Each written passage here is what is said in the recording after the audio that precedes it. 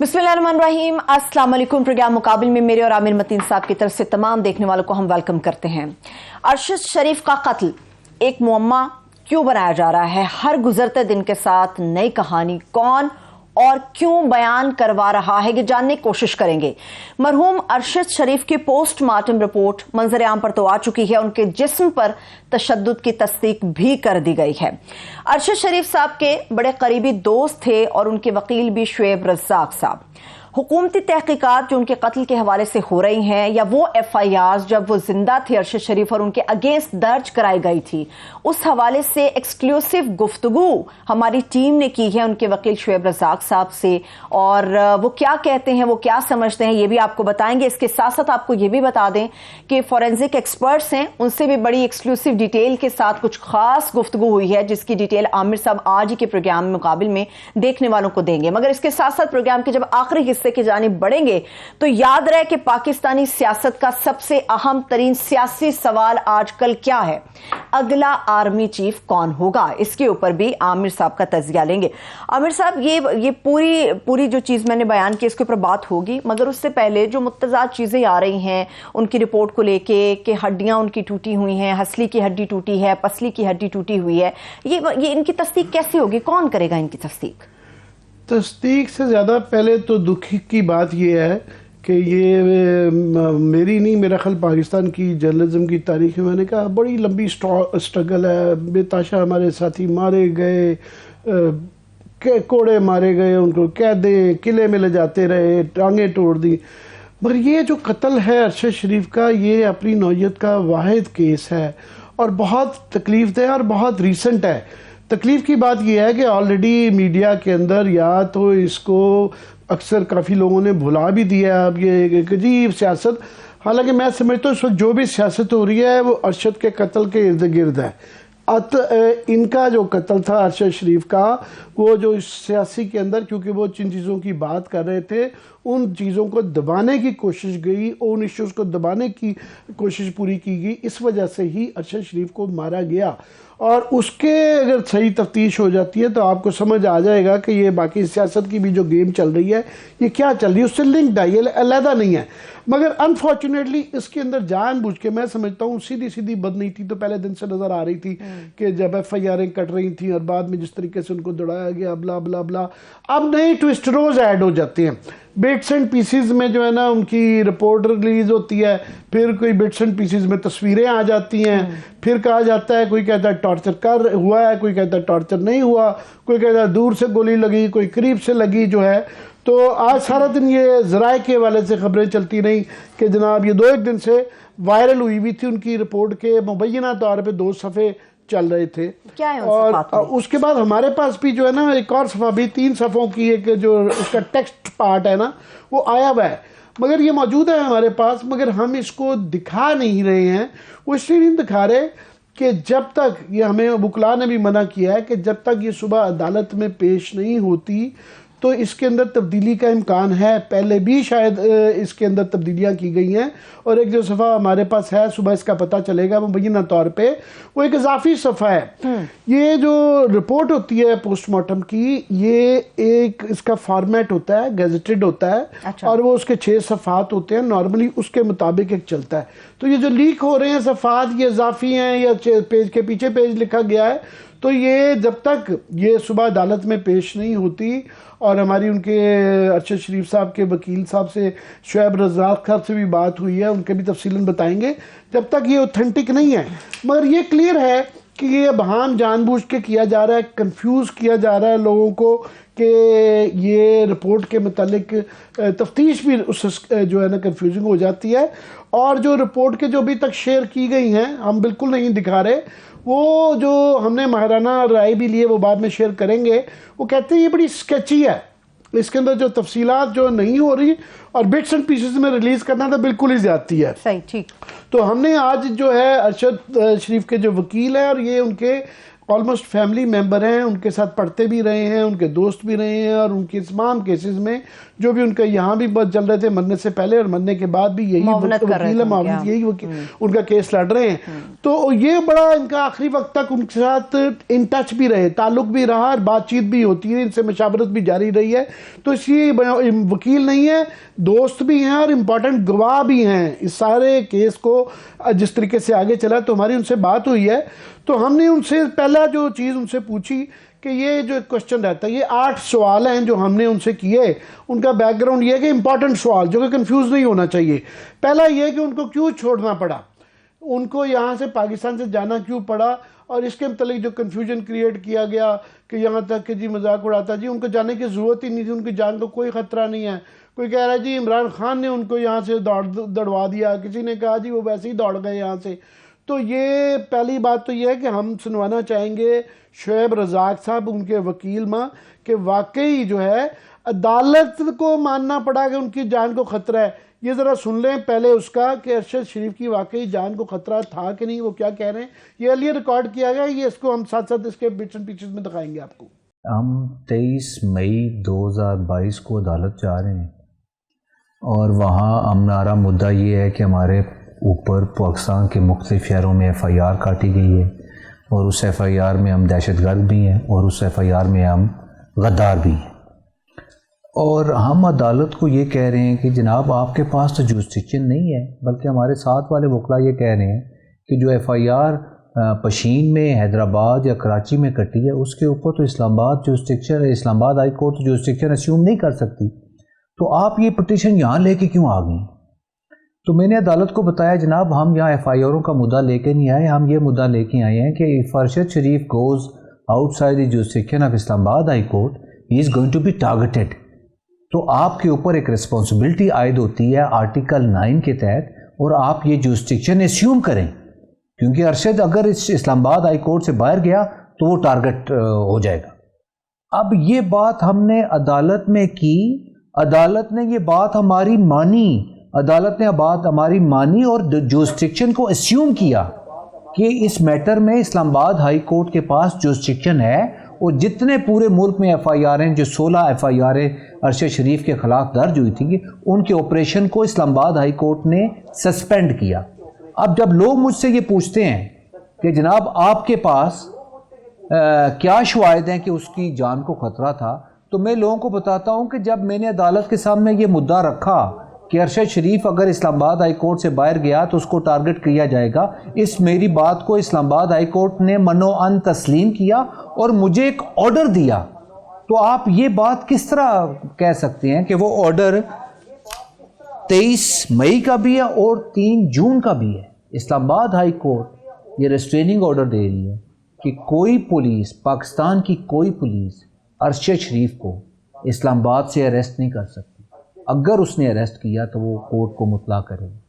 तो आप जब ये लोग बात करते हैं कि जनाब अरशद शरीफ को पाकिस्तान में ख़तरा नहीं था, तो मैं इससे ज़्यादा मज़क्का खेज़ बात कोई और सोच नहीं सकता। अरशद शरीफ को ख़तरा था, अदालत को ये बात बावर कराई गई और अदालत ने अपने ऑर्डर में लिखा कि जनाब हम इस जुरिस्डिक्शन को अस्यूम करते हैं, और अरशद की वो FIR है जो दूसरे सूबों में काटी गई हैं, उनके ऊपर भी रेस्ट्रेनिंग ऑर्डर दिया गया। जी नाज़रीन, आपने ये सुना, उनके वकील साहब ये फरमा रहे हैं कि पाकिस्तान की अदालतों ने ये माना कि उनकी जान का ख़तरा है, और FIRों को सारियों को यहाँ बुलवाया गया कि उनको कराची और कोयटा में जो चमन में बुलाया जा रहा था मुख्तलिफ शहरों में, उससे उनकी जान को ख़तरा था। अदालतें मान रही हैं, मगर हमारे पॉलिटिशियन कह रहे हैं, गवर्नमेंट कह रही है और कंफ्यूज किया जा रहा है कि नहीं जनाब उसको जो है कोई ख़तरा नहीं था, वो वैसे ही यहाँ से चले गए थे। दूसरा कन्फ्यूजन उनकी FIRs के मतलब है। 16 FIR उनकी मुख्तलिफ शहरों में दर्ज कराई गई थी, और उसमें हमने बड़ी तफसील करने की कोशिश की। आज बगौर उन FIRs को पढ़ा, ये सारी कापियाँ मौजूद हैं। अब इसमें कोई जो FIR जिन्होंने करवाई गई वो कई जगह तो इतनी मज़ाक़ा खेज़ हैं कि केस भी बनाना था, और उसके बहरहाल ये FIR उसकी अरशद की जान ले गई, मगर इसमें इनका कोई बाप नहीं है। इनका कोई बाप नहीं है कि हमने ढूंढे कि जिनके नाम पे फॉर एग्जांपल एक चमन किला अब्दुल्ला के अंदर जो है ना वो कराई गई, नेमतुल्लाह वल्द अब्दुल बारी साहब। अब इनकी बड़ी स्केची सी लोगों की तफसीलात हैं, उसके बाद एक साहब हैं जनाब ये अब्दुल रहीम साहब है, ये जो हैं मुख्तलिफ इलाकों में ये आती रही। फिर एक FIR लतीफ़ाबाद हैदराबाद में कराई गई, ये जो इससे पहले वाली थी थाना शराफी गोट साहब से आई गई। एक तैयब वल्द मंजूर हुसैन साहब हैं। अच्छा, इन लोगों को हमने पता करने की कोशिश की कि इनका जो FIR में पता है, फ़ोन नंबर वगैरह तो है नहीं है, नाम भी इनका अभी तक कोई पेश ही नहीं हो रहा। उन्होंने कहा जनाब हमने भी वकला ने कहा हमने भी बड़ी कोशिश की, अभी तक कोई पेश नहीं हो रहा, और गारबन जब पेश होगा वो कहेगा जनाब मेरे काफ़ी जगह पे कॉपी एंड पेस्ट की गई हैं FIRs के अंदर, एक ही मंदरजात हैं। पता चल रहा है कितनी मेहनत नहीं की कि अलग-अलग ही उसकी कोई एप्लीकेशन दे देते। वो इतना जिसे कहते हैं ना अंग्रेज़ी में हैचेड जॉब, वो एक हैचेड जॉब की गई और उसके ज़रिए जो है अब वो साहब नहीं मिल रहे हैं। तो हमने ये शुएब रज़ाक साहब से इसकी तफसील ली कि जनाब उनको कोई अगर पता चला हो कि ये कौन लोग थे, क्या ये बिल्कुल घोस्ट लोग हैं या ये कौन थे जिनके नाम पे पूरे मुल्क के अंदर, और इल्ज़ामात बड़े भी मज़हका केस हैं कि उन्होंने पाकिस्तान फ़ौज की शान में गुस्ताखी की और गद्दारी के इल्ज़ाम, और कि जनाब मीर जाफ़र और मीर सादक, मैंने यूट्यूब में सुना था कि उन्होंने ये कहा, और उनको कराची का किसी जगह साकिन बताया गया है। तभी हो सकती है ना, किसी ने कहा जी मैंने क्योंकि चमन में देखी थी तो इसलिए चमन में उनको यहाँ आना चाहिए।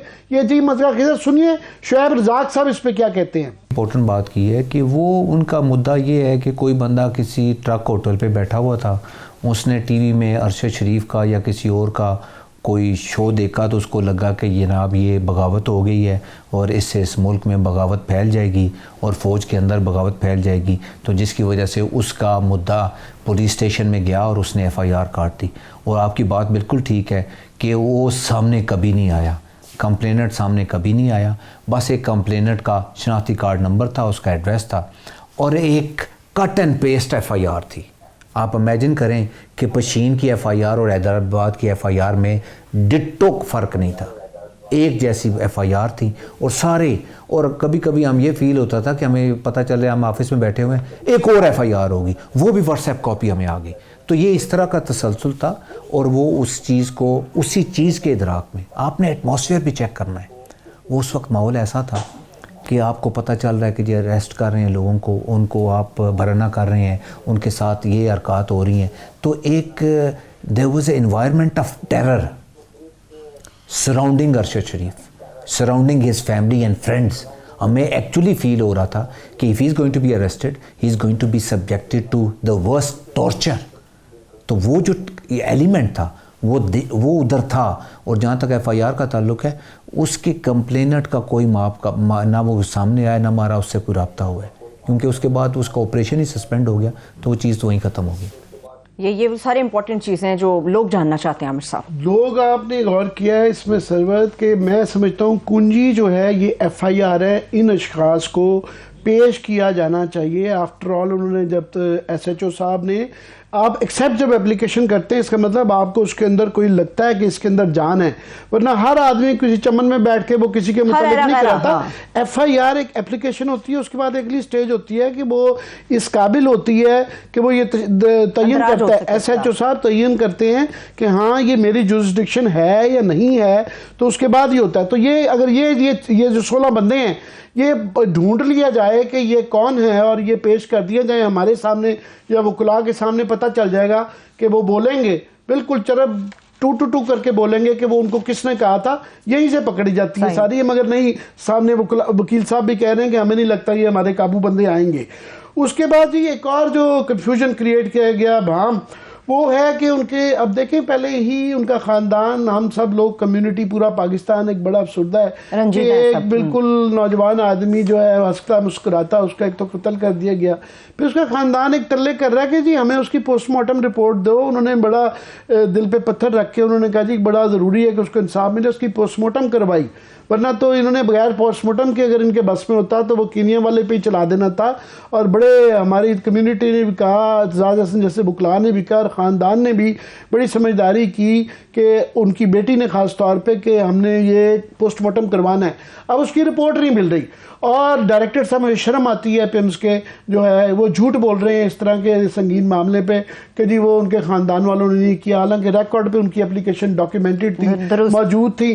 और वो क्या इस मामले में, और उसके बाद फिर तस्वीरों का लीक किया जाना, फिर वो एक ये बताना कभी बिट्स एंड पीसेस में कि कोई कह रहा टॉर्चर हुआ, कुछ नहीं हुआ। तो ये रज़ाक साहब से, शुएब रज़ाक साहब से सुनते हैं कि जनाब ये जो फैमिली को आया उन्होंने मांगी थी, नहीं मांगी थी, इसके मतलब वो क्या कहते हैं? देखिए, मैं तो इसमें बड़ी हम्बल से रिक्वेस्ट ये करूँगा कि हम अदालत में, इसलिए कि नॉर्मल प्रोसीजर क्या होता है कि देखें कोई बंदा भी पोस्टमार्टम हो जाती है विद इन 24 आवर्स उसको, उसके वर्सा को, उनका हक होता है, उनको वो रिपोर्ट मिल जाती है। यहाँ ये सिचुएशन हुई कि पोस्टमार्टम हुआ 26 अक्टूबर को, आज 14 नवंबर है और आज हमें बताया जा रहा है कि कुछ रिपोर्ट जो है वो फैमिली को दी गई है। हमारी पिटिशन को भी 8 दिन हो गए हैं।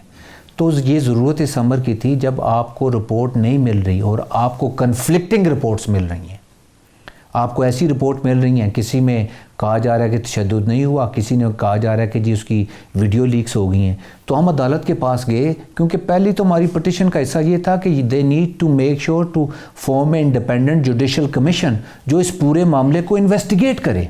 इन्वेस्टिगेट तो कर नहीं रहे, इसकी वजह से मीडिया में स्पेकुलेशंस पे स्पेकुलेशन आ रही है। अब जो रिपोर्ट उनको दी गई है, मेरी तो सुबह हाई कोर्ट में ये केस लगा हुआ है, मेरी तो अदालत से इस्तदा ये होगी कि let them submit there postmortem report before the court, ताकि हमें ये यकीन हो सके ये पोस्टमार्टम रिपोर्ट पिम्स ने अदालत में जमा कराई है। आई डू नॉट बिलीव, मैं तो बिल्कुल स्पेकुलेशन कर सकता हूँ कि ये रिपोर्ट कौन सी है, कौन सी फैमिली को दी गई है, कौन से मीडिया में सर्कुलेट कर रही है। मैं तो सुबह का इंतज़ार कर रहा हूँ जब मैं अदालत से इस्तदा करूँगा कि कंसर्न अथॉरिटीज़ ये रिपोर्ट अदालत में सबमिट करें, ताकि कल हम उनको चैलेंज कर सकें कि उन्होंने सही रिपोर्ट अदालत में जमा कराई है या नहीं कराई है। क्योंकि रोज़ खबर आ रही है जी फैमिली को, मेरा तो राब्ता है फैमिली के साथ। मैं I do not believe any one of them as far as the authenticity of that report is concerned. I am simply waiting for the court कि सुबह वो हमें क्या ऑर्डर मिलता है और वो सबमिट कराते हैं अदालत में पोस्टमार्टम रिपोर्ट, ताकि कल हम उसको चैलेंज कर सकें। जी, ये शुएब रज़ाक साहब ने भी वही बात की है कि हमारे पास भी ये रिपोर्ट बिट्स एंड पीसेस में मौजूद है, मगर चूँकि ये 6 सफ़ात मुकम्मल नहीं है और चूँकि ये ऑथेंटिक नहीं है, हम भी काफ़ी चैनल्स पे ये चल रहा था मगर हम नहीं दिखा रहे हैं इसको कि ये मुसद्दका नहीं है। जब तक ये बाद में चेंज भी हो सकती है, रोज़ के रोज़ चेंज भी किया जा रहा है और इससे सनसनी फैलाई जा रही है और केस को ख़राब किया जा रहा है। तो ये जो ख़ानदान के मतलब जो कंट्रोवर्सी थी उसके मतलब भी ज़रा सुनवा दें कि उन्होंने ये क्या कहा। ये बातें ऐसी होती हैं, आप जब रिट जुरिस्डिक्शन में हाई कोर्ट में जाते हैं ना, तो आपने अदालत को ये बताना होता है जनाब मैंने I have made every attempt to get my required documents, I have failed to consequently I have come to the court. PIMS के लोगों के पास मैं खुद गया हूँ, पिम्स के लोगों के पास मेरा ऑफिस गया है, उसकी फैमिली के बिहाफ पे कुछ लोग गए हैं। उन्होंने जो बातें की हैं वो मैं अभी कैमरे के सामने नहीं कर सकता, लेकिन पॉइंट ये है कि अगर अदालत में पिछले मंडे को केस लगा था और अदालत ने इनको नोटिस भी कर दिया था, तो अगर फैमिली नहीं कर रही तो अदालत तो मांग रही है ना। अदालत ने उनको कहा है कि इन पर्सन कुछ लोग कल हाज़िर हों अदालत में और अदालत को बताएं कि इस प्रोसेस में 26 अक्टूबर को आपका पोस्टमार्टम हो रहा है और आज तक अभी आपने, why is there so much delay in this process. Normal हालात में तो 24 घंटे में वो रिपोर्ट आ जाती है, आप 14 को भी एक कंटेंशन रेज कर रहे हैं जी हमने फैमिली को जेन्युइन रिपोर्ट दे दी है, तो इसका मतलब है उन्होंने नहीं दी। अब इस मुल्क में बहाने बनाना तो बड़ा इजी काम है ना, अगर उन्होंने काम करना होता मुझे क्या ज़रूरत थी हाई कोर्ट में जाने की। सही है, ठीक है, लेकिन आमिर साहब ये बात तो दुरुस्त है कि बहुत सारी चीज़ें जो मीडिया के अंदर मुख्तलिफ गलत तरीक़ों से सामने आ रही हैं उसको शुएब रज़ाक साहब दुरुस्त कर रहे हैं कि वाकई इन पर्सन वो खुद गए थे पिम्स वालों के पास, इसलिए उनकी ये बात बिल्कुल गलत है कि फैमिली की तरफ से किसी ने उनसे रब्ता नहीं किया रिपोर्ट्स वगैरह के लिए। ये एक मामला है। दूसरा जो मामला है अरशद शरीफ की कीनिया में, तो ठीक है वहाँ वाक़या हुआ, मगर ये हमने बड़ी उनसे पूछा है, अभी बताएंगे कि पाकिस्तान में उनकी FIR दर्ज होनी थी और उसमें हमें ये शक पड़ता है कि बदनीति है शुरू से ही, कि ये उसको डिस्टॉर्ट किया जा रहा है, यही नहीं पता चल रहा कि किसको करनी है FIR, किसकी जुरिस्डिक्शन है, कैसे होगी, कौन करेगा। और उसके बाद अभी ये सबसे जो अहम बात जो की शोएब रज़ाक साहब ने, वो ये कि ये प्राइम मिनिस्टर ने सुप्रीम कोर्ट से कहा कि आप जुडिशल कमीशन बनाएं। बिल्कुल बड़ी अच्छी बात है, पर हमें शक पड़ता है कि वो भी जान छुड़ाने के लिए है। इनकी बदनीति थी शुरू से ही, और ये मेरा शोएब रज़ाक साहब भी इस बात की निशानदेही करते हैं। वो कहते हैं कि इसका सही फोरम जो है वो इस्लामाबाद हाई कोर्ट है, सुप्रीम कोर्ट नहीं है। सुनिए ज़रा उन्होंने ये कहा है। हमने प्रोसेस को इस तरह एवेलुएट करना है कि हमारी जो पहली पिटिशन थी, जिसमें हमारी पहली प्रेयर ये थी कि अरशद शरीफ के जस्ते खाकी को जल्द अज जल्द पाकिस्तान लेके आया जाए। साथ साथ हमारी दूसरी प्रेयर ये थी कि आपने जुडिशल कमीशन बनाना है जो इन्वेस्टिगेट करे उन मोहरक़ात को जिसकी वजह से उसको मुल्क छोड़ना पड़ा, जिसकी वजह से उसको दुबई और केनिया में डिसाइड करना पड़ा। तो उसके बाद अगर जुडिशल कमीशन कहता है, ज़ाती तौर पर मैं समझता हूँ कि इसकी FIR पाकिस्तान में होनी चाहिए। ठीक है जी, आप FIR का मतलब किसी के ऊपर मुरत इल्ज़ाम लगाना तो नहीं है ना। FIR काट के आप इसको इन्वेस्टिगेट करें मज़ीद, लेकिन कम अज़ कम आप FIR आपको डायरेक्शन तो दे देती है ना कि वे टू लुक फॉर, किधर आपने देखना है। आपने गवर्नमेंट की भी रिस्पॉन्सिबिलिटी जुडिशल कमीशन की हद तक देख लें। प्राइम मिनिस्टर साहब एक दिन ऐलान करते हैं कि जी हम जुडिशल कमीशन बनाते हैं, दूसरे दिन वो इंक्वायरी कमीशन का नोटिफिकेशन इशू कर देते हैं। जुडिशल कमीशन और इंक्वायरी कमीशन में ज़मीन आसमान का फ़र्क है। Inquiry commission is done in accordance with inquiry commission act 2017 जिसमें इंक्वायरी होती है। Judicial commission is headed by judicial officer जो हाज़िर सर्विस अदालत का होता है, जो हमारी कंटेंशन थी। तो नो वन इज़ इंटरेस्टेड। अगर लोग इंटरेस्टेड नहीं हैं तो आप गवर्नमेंट को इल्ज़ाम दे दें, इंस्टीट्यूशन को इल्ज़ाम दे दें, सोसाइटी को एज ए नेशन को इल्ज़ाम दे दें। No one is interested. अगर आप इंटरेस्टेड नहीं हैं तो बहुत सारे इधर और बहुत सारे मुद्दों पे मट्टी पड़ गई है, इस पे मट्टी पड़ जाएगी। लेकिन इसका पहला स्टार्ट क्या है मेरे हम्बल राय में, you got to make sure कि आप एक जुडिशल कमीशन कंस्टिट्यूट करें headed by Islamabad high court जज। Why? All the matters pertaining to Arshad Sharif and the freedom of press, they are pending and they have been dealt with by Islamabad High Court. और Islamabad high court के वो सारे मोहरक़ात को discuss कर सकता है और that is the most relevant forum. Government ने अपने सर से वज़न उतार के सुप्रीम कोर्ट को लेटर लिख दिया, और वो साथ साथ लेटर कैसा लिखा कि जनाब फुल कोर्ट कमीशन का जुडिशल कमीशन का हिस्सा हो, which is not possible. The most appropriate forum as far as this issue is concerned is Islamabad high court. Islamabad high court के पास मटेरियल भी है, एक जज को अपॉइंट कर दे, वो इन्वेस्टिगेट कर ले, फिर उनकी फाइंडिंग आती है उसके मुताबिक आप FIR भी काटें। क्योंकि अगर आपका एम्बेसडर केनिया में इस चीज़ को कंफर्म करे कि ये जो कत्ल यहाँ हुए इसके कुछ मोहरक़ात पाकिस्तान में भी ढूंढे जा सकते हैं, तो फिर पाकिस्तान में FIR हो सकती है। अब ये सारा काम गवर्नमेंट के पास है। गवर्नमेंट की अगर नीयत होगी और उनको ये फील होगा कि ये इतना बड़ा जुल्म हुआ है, हमने इसको इन्वेस्टिगेट करना है, तो फिर तो वो कर सकते हैं। अगर किसी की नीयत नहीं है तो मैं बातें करता रहूं या मुझसे लोग बातें सुनते रहें, it does not make any difference. अमल का दारोमदार नीयतों के ऊपर है। आमिर साहब, ये जो इम्पॉर्टेंट बात है, एक तो उन्होंने ये की कि इसका फोरम जो है वो इस्लामाबाद हाई कोर्ट है, और प्राइम मिनिस्टर ने, उनके वकील साहब ने भी ये शक का इजहार किया कि इन्होंने जान छुड़ाई और जान के उसको, पहले तो ये मान ही नहीं रहे थे कि जनाब इसको तो यहाँ से दौड़ाया गया है और ये इमरान खान ने इनको दौड़ाया है। तो एकदम से सडन चेंज ऑफ थिंकिंग हुआ और प्राइम मिनिस्टर ने मुल्क के बाहर से ये कह दिया कि नहीं, जो है इसका जुडिशल सुप्रीम कोर्ट का फुल कोर्ट का बनाए, तो वो उसके ऊपर भी क्वेश्चन मार्क्स हैं। दूसरा, ये क्वेश्चन मार्क डाला गया, शुबहात डाले गए कि जनाब अरशद को कीनिया तो जाने की जरूरत ही नहीं थी, तो वो तो दुबई में उन्होंने किसी ने प्रेशर नहीं डाला। और याद रहे कि अभी जुडिशल कमीशन नहीं बना, हमें पहले ही था इतराज़ कि जनाब आपने 2 बंदों की टीम कीनिया भिजवा दी है, अब 2 बंदों की टीम जो है 2-3 बंदों की वो दुबई भी पहुंच गई है। तो पहले अभी हमें शक था कि कीनिया के अंदर भी इसको कवर अप के लिए वो गए हैं, वो किस इख्तियार के साथ गए हैं जब अभी जुडिशल कमीशन ही नहीं बना। चले, ये वो सवाल है, शुएब रज़ाक साहब ने बड़ा मोतबर इसका भी जवाब दिया। ब्रेक से वापस आके इस सवाल समेत कुछ और भी अहम सवालात थे जिनके जवाब शुएब रज़ाक साहब से लिए गए हमारी टीम की तरफ से, वो भी आपके साथ शेयर करेंगे। मगर इसके साथ साथ फॉरेंसिक एक्सपर्ट्स, उनके साथ क्या एक्सक्लूसिवली बात हो सकी है, वो भी आपके साथ शेयर करेंगे। हमारे साथ रहिए।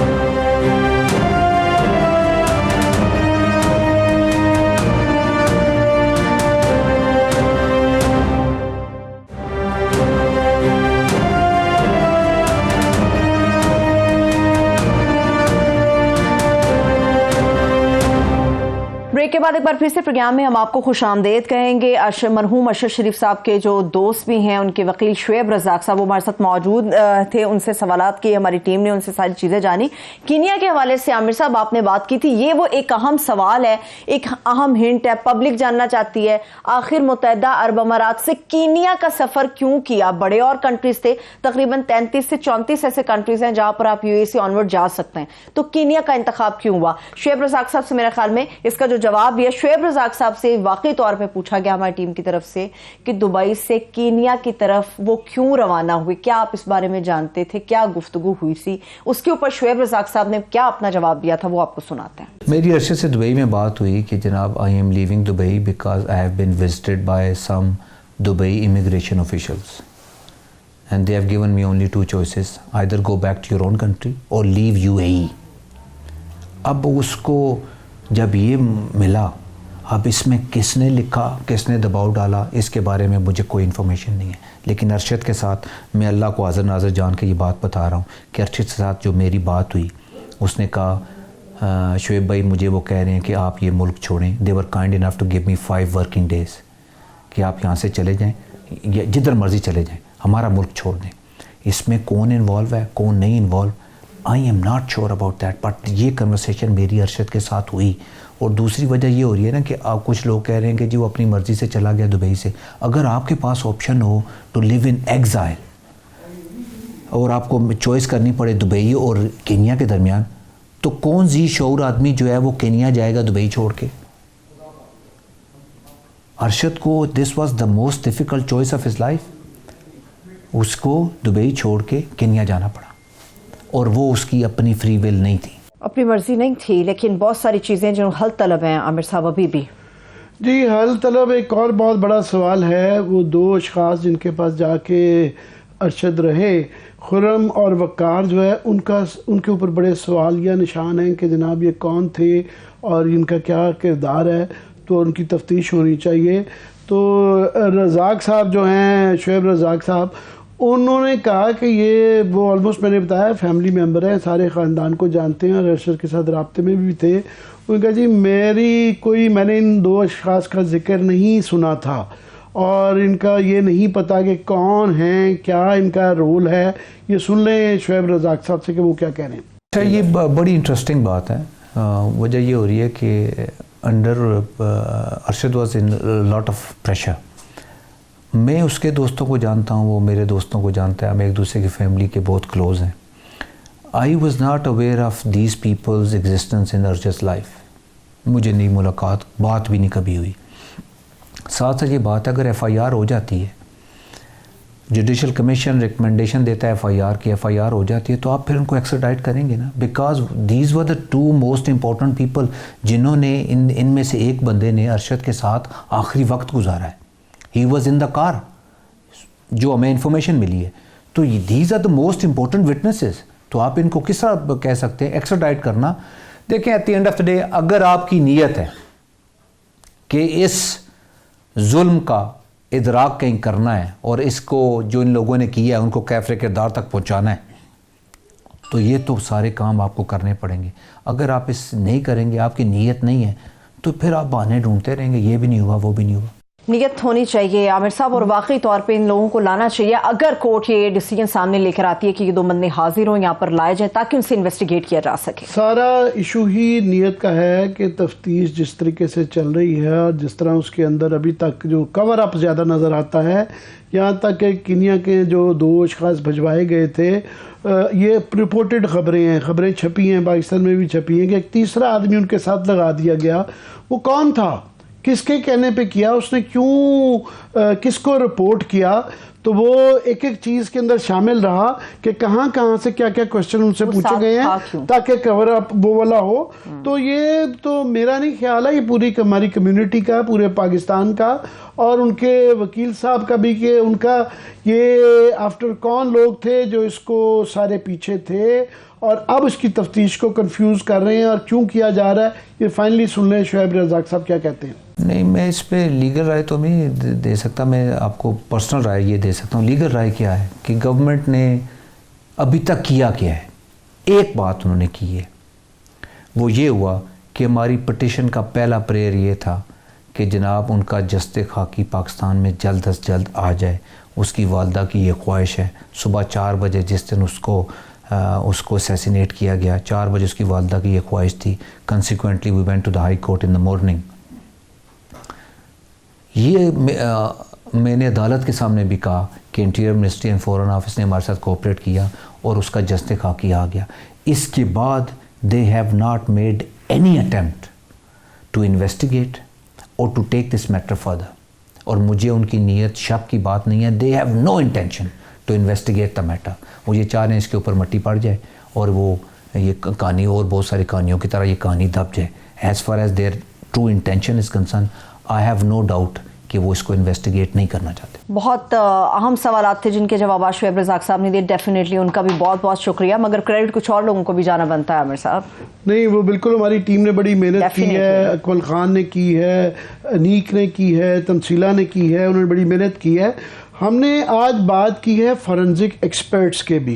वो पाकिस्तान के टॉप एक्सपर्ट्स हैं, मगर वो अपना नाम इसलिए नहीं लेना चाह रहे थे। उन्होंने कहा जी अब एक टीम को बना दिया गया है तो बुरा लगता है कि उनकी उस पर जब तक के ऑफिशियली वो उस पर बात करना, क्योंकि काफ़ी सारे सवाल उनके मुतालिक भी हैं कि जो पहले एक बोर्ड बनाया गया, आज दोबारा वो बोर्ड है। तस्वीरें लीक हुई ना, आज वो खुद तफ्तीश कर रहे थे अपनी कि ये तस्वीरें कैसे लीक हो गई। उनके मुतालिक ये भी चल रहा है कि उनके फॉरेंसिक्स के बाकी चीज़ों का बोर्ड बनता है, उसके अंदर ऑर्थोपेडिक भी होता है, बाकी चीज़ों के भी डॉक्टर्स होते हैं, एक्सपर्ट्स होते हैं, मगर फॉरेंसिक की भी एक्सपर्टीज़ देखी जाती है उनकी क्या है।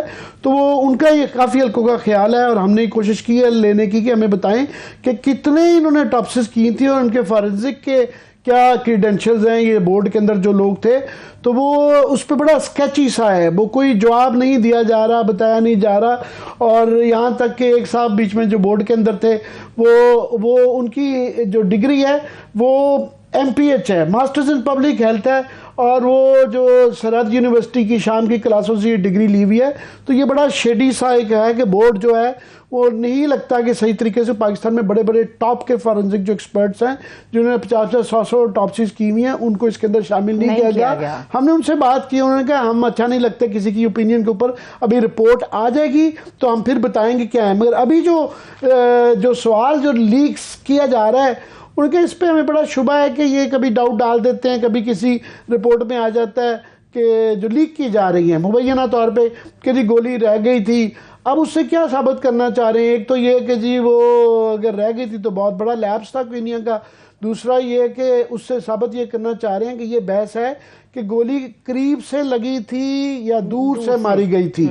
तो अगर वो गोली रह जाती है या उसका कोई सेगमेंट रह जाता है, फ्रेगमेंट रह जाता है, तो फिर इससे मतलब ये होता है कि गड़ी दूर से मारी गई कि उसमें ताकत नहीं थी गोली के जिस्म से, वरना निकल के गोली जो है वो आगे आर पार हो जाती है, या वो रिकोशेट करके जो है ना वो किसी और चीज़ को लग के मेटल के हिस्से को वापस आगे लगे तो उसमें इतनी ताकत नहीं होती है।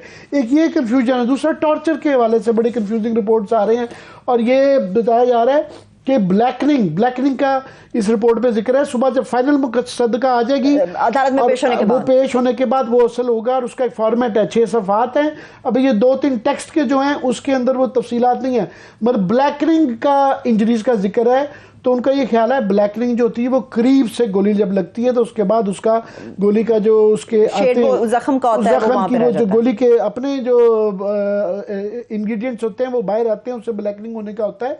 दूसरा, उसके अंदर बहुत ज़्यादा तफसील कल इंतज़ार करेंगे हम रिपोर्ट पर, कि होप करते हैं जो पसलियों के टूटने की और जो टॉर्चर के हवाले से तफसील आएगी कि उनकी गोली जो है, वो कहते हैं ये सब तफसीलें होनी चाहिए, तफसीलात होनी चाहिए कि गोली कहाँ से एंटर की, किस पसली से एंटर, तीसरी से निकली, कि लंग्स को कैसे उसने किया, वो इंटरनल डायसेक्शन जब होगी तो उसका, ये इंजरीज एक्सटर्नल उसमें आती हैं, वो फिर तफसील आएगी कि किस पसली से निकली, किस पसली पे गई।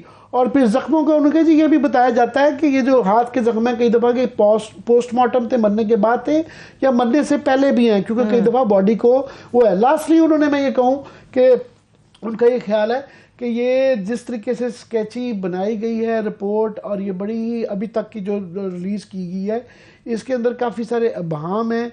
ये लगता नहीं है कि ये कोई बहुत ज़्यादा या उनकी क्रेडेंशियल्स ख़राब थे बोर्ड के, या उनकी नीयत ख़राब थी। सही, जो फॉरेंसिक के क्रेडेंशियल्स के ऊपर सीरियस क्वेश्चंस हैं, हम चाहेंगे कि हमें बोर्ड के मेंबरान के क्रेडेंशियल्स भी फॉरेंसिक खास तौर पे बताए जाएं। सही है, ठीक है, लेकिन मैं तस्दीकशुदा नहीं, लेकिन आमिर साहब बज़ाहिर ऐसा नजर आ रहा है, चाहे वो कीनिया की गवर्नमेंट थी या पाकिस्तान के अंदर होने वाले पोस्टमार्टम, दोनों तरफ से गैर संजीदगी से लिया जा रहा है। कीनिया की रिपोर्ट यहाँ के पोस्टमार्टम के बाद उन्हें मिलती है, फिर वहां की रिपोर्ट के मुताबिक रिपोर्ट पोस्टमार्टम मुकम्मल है, यहाँ की रिपोर्ट के मुताबिक एक गोली अरशद शरीफ साहब के जिस्म के अंदर रह जाती है। अजीबो गरीब सी चीजें हैं, लोगों को कंफ्यूज किया जा रहा है और ऐसे लग रहा है जैसे मामले को दबाने की कोशिश की जा रही है। यहाँ की अभी कोई रिपोर्ट नहीं है, हमारे पास ये कागजात हैं, जब तक ये अदालत के सामने नहीं दी जाएगी, इसीलिए कल देखेंगे कि उसके अंदर एक्सपेक्ट कर रहे हैं कि सारी तफसीलात होंगी, कि जो अभी तक स्केची सी तफसीलात आई हैं उसके अंदर नहीं है। और उन्होंने कहा जी ना, ये जिस फॉर्मेट में आ रहा है, एक सफ़ा फॉर एग्जाम्पल जो हमें भी मिला है वो एक इजाफी सफ़ा है, उनका उस फॉर्मेट में नहीं है, वो गेजेटेड होता है, उसका एक तरीकाकार है।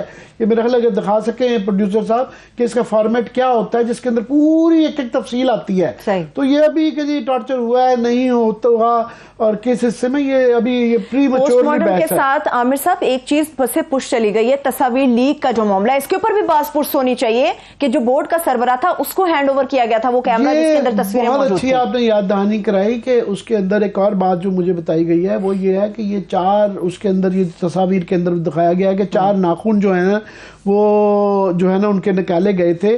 केनियन रिपोर्ट में भी जिक्र है, वो कहते हैं कि नॉर्मली जो है आपने डीएनए सैंपल जो लेता है, ये जो एक दी जा रही है उसके लिए कि जी डीएनए सैंपलिंग के लिए उनका एक बाल से भी एक सैंपलिंग हो सकती है, एक नाखून के एक छोटे टुकड़े से भी हो सकती है, 4 नाखून निकालने की ज़रूरत नहीं होती है डीएनए सैंपलिंग के लिए। तो अभी इसकी तफसीलात आएंगी कि क्या मेंशन किया जाता है इन जख्मों के मतलब, क्या तफसीलात हैं।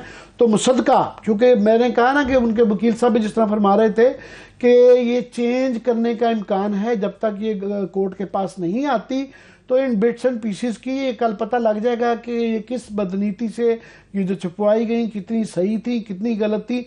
कल ये अदालत में जब आएगी तो उसके ऊपर बात करेंगे। क्योंकि एक बड़ा वैलिड क्वेश्चन आमिर साहब, ये भी एक हाई प्रोफाइल केस है और बेहिमाना तरीके का कत्ल है। उनकी फैमिली को जिन चीजों का नहीं पता वो मीडिया पे मुख्तलिफ तरीकों से फैलाने की कोशिश की जा रही है। जी, ये बिल्कुल आपने बात की है कि ये वैसे तो हर शख्स की एक citizen, every citizen of Pakistan has this right और होना चाहिए, मगर ये क्योंकि सियासत से जुड़ा हुआ है और इसके अंदर क्योंकि अदालतें भी शक कर रही थी कि उसकी जान को ख़तरा है और पहले भी उसको धमकियाँ मिल रही थी, तो इसका एक कॉन्टेक्स्ट है।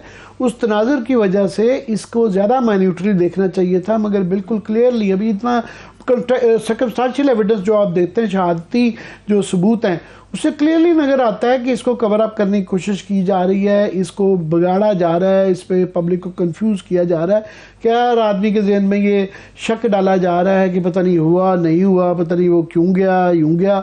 तो ये जब तक ये मुसद्दका ऑफिशियल कोई वो हो, और जिस तरीके से गवर्नमेंट ये अपने बंदे खुद ही भेजी जाती है, वो किसको रिपोर्ट है वो लेके आए हैं जो वहाँ से केनिया से रिपोर्ट, वो पब्लिकली क्यों नहीं शेयर की गई, गवर्नमेंट उसके ऊपर क्यों बैठी हुई है और ये लीक करके अपनी मर्जी की वो चीज़ें दी जा रही हैं।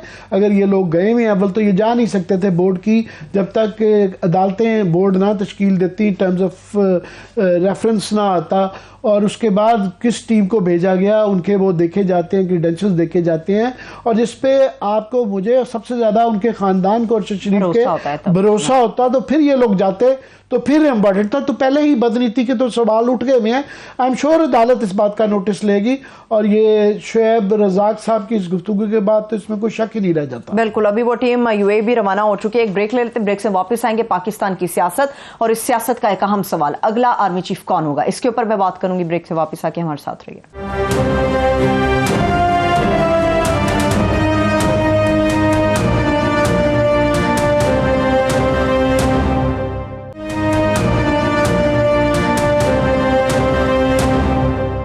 ब्रेक के बाद एक बार फिर से प्रोग्राम में हम आपको खुशामदीद कहेंगे। अगले आर्मी चीफ के हवाले से आमिर साहब, चूंकि चंद ही दिन बाकी रह गए हैं और चीज़ें सामने आना शुरू हो गई हैं, मगर बहुत सारी चीज़ें ये आ रही हैं कि शायद लंदन में कुछ फैसले अहम हुए वज़ीर आज़म साहब के अपने भाईजान के साथ, उसकी मुशावरत के बाद वो वतन वापस आए।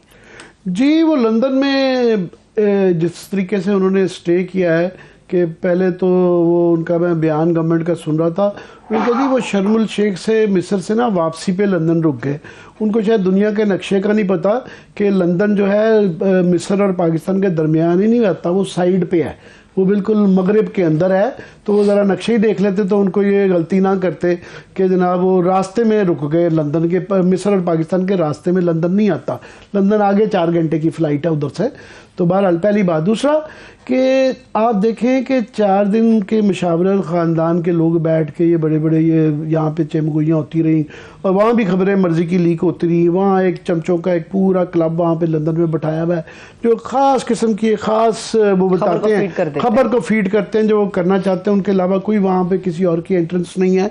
और दूसरा, 4 दिन पहले शहबाज शरीफ साहब घर से निकले और वो जिस तरीके से जफ्फियाँ पप्पियाँ हुई, बल्कि बड़ी मीम्स बन रही थी कि वो बाजार फिल्म का गाना है कि देख लो आज हमें जी भर के, वो जो है ना इस तरीके से अलविदा कर रहे थे कि पता नहीं जो यहाँ आएंगे तो क्या दिल पे भारी पत्थर रख के फैसले क्या करने पड़ेंगे।